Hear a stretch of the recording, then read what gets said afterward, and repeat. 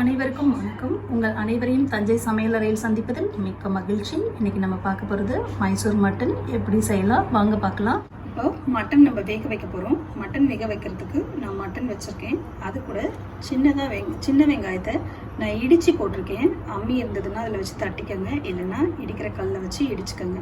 இடித்து போட்டால் நல்லா ஃப்ளேவர் இருக்கும், அதனால நான் அந்த மாதிரி இடித்து போட்டிருக்கேன். ஒரே ஒரு தக்காளி இது கூட போட்டிருக்கேன். 1 ஸ்பூன் கிட்ட இஞ்சி பூண்டு பேஸ்ட் எடுத்திருக்கேன். ஒரு 3/4 ஸ்பூன் கிட்ட நான் சோம்பு தூள் எடுத்திருக்கேன். மிளகுத்தூள், தயிர், ஏன்னா வேகும் நல்லா, அதுக்காக கொஞ்சம் தயிர் சேர்த்துருக்கேன். நான் ஒரு இந்த சின்ன ஸ்பூனால 1 ஸ்பூன் கிட்ட மஞ்சத்தூள் சேர்த்துருக்கேன். இந்த மட்டன் வேகிறதுக்கான தண்ணி, ரொம்ப தண்ணி வைக்க வேணாம், ஏன்னா குக்கரில் சம்டைம்ஸ் பொங்கி ஊற்றும். அதனால் நான் இந்த மட்டன் அளவுக்கு தண்ணி வச்சுருக்கேன். உங்கள் கறியை பொறுத்தது. சில மட்டன் சீக்கிரமாக வேகும், பாத்திரத்துலேயே கூட டைரெக்டாக வேக வச்சா கூட நல்லா பஞ்சு மாதிரி வெந்துடும். ஆனால் சில மட்டன் கொஞ்சம் ஹார்டாக வேகும். அதெல்லாம் அவங்களுக்கு தகுந்த மாதிரி விசில் வச்சு நல்லா வேக வச்சு எடுத்துக்கலாம். இப்போ நம்ம கடாய் வச்சுருக்கோம், அதில் கொஞ்சமாக எண்ணெய் விட்டுருக்கேன். இப்போ எண்ணெய் வச்சுருக்கோம். நம்ம ஒரு துண்டு பட்டை, நான் முழு சோம்பு போட்டிருக்கேன்.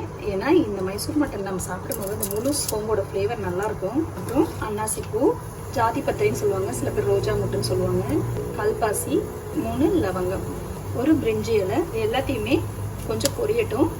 இது கூட கொஞ்சமாக முந்திரி பருப்பு. நான் அந்த காஷ்மீர் சில்லி யூஸ் பண்ணியிருக்கேன்.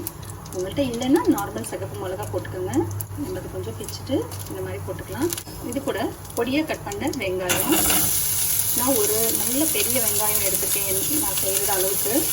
நீங்கள் சின்ன வெங்காயத்தை பொடிசாக கட் பண்ணி போட்டாலும் ரொம்ப டேஸ்ட்டாக இருக்கும், இல்லை பெரிய வெங்காயம் போட்டாலும் நல்லாயிருக்கும். நான் இதுக்கு ஒரு பெரிய வெங்காயம் கட் பண்ணியிருக்கேன். இது கூட இந்த மாதிரி கொஞ்சம் முழு பூண்டு உடைச்சிட்டு போட்டுக்கோங்க. இதுவும் நல்லாயிருக்கும் சாப்பிடும்போது, சேர்த்து சாப்பிட்றதுக்கு. அதுக்கு முழு பூண்டு நான் கொஞ்சமாக ஒரு பாதி தக்காளி கிட்ட பொடியாக கட் பண்ணியிருக்கேன். இதுக்கு தக்காளி ரொம்ப சேர்க்க வேண்டாம், கொஞ்சமாக சேர்த்துக்கலாம். நம்ம ஆல்ரெடி இஞ்சி பூண்டு பேஸ்ட் போட்டு தான் மட்டன் வேக வச்சுருக்கோம், இருந்தாலும் கொஞ்சமாக இஞ்சி பூண்டு பேஸ்ட்டும் சேர்த்துக்கலாம். இப்போ நான் இதுக்கு ஒரு 1/2 ஸ்பூன் அளவுக்கு மிளகாத்தூள் போட்டுக்கிறேன். உங்களுக்கு வேணுங்கிற அளவுக்கு காரம் வேணும்னா நல்லா போட்டுக்கிறேன். ஏன்னா நம்ம மிளகாய் போட்டிருக்கோம், மிளகெல்லாம் போட்டு தான் வேக வச்சுருக்கோம். அதனால் நான் கொஞ்சம் மிளகாத்தூள் போட்டிருக்கேன். நீங்கள் அதுக்கு தகுந்த மாதிரி போட்டுக்கோங்க. இப்போ 1/2 ஸ்பூன் அளவுக்கு மல்லித்தூள் போட்டிருக்கேன். நான் இதில் கொஞ்சமாக சோயா சாஸ் ஆட் பண்ணிக்கிறேன். இதோட டிஃப்ரென்ஷியேஷனே அதுதான். நான் கொஞ்சமாக சோயா சாஸ் ஆட் பண்ணியிருக்கேன். பாருங்கள், நம்மளோட கிரேவி, இந்த மசாலா ரெடியாக இருக்குது. இது கூட நம்ம மட்டன் சேர்க்க போகிறோம். நான் மட்டன் வேக வச்சு எடுத்துருக்கிறத இதுக்குள்ளே ஆட் பண்ணிக்கிறேன்.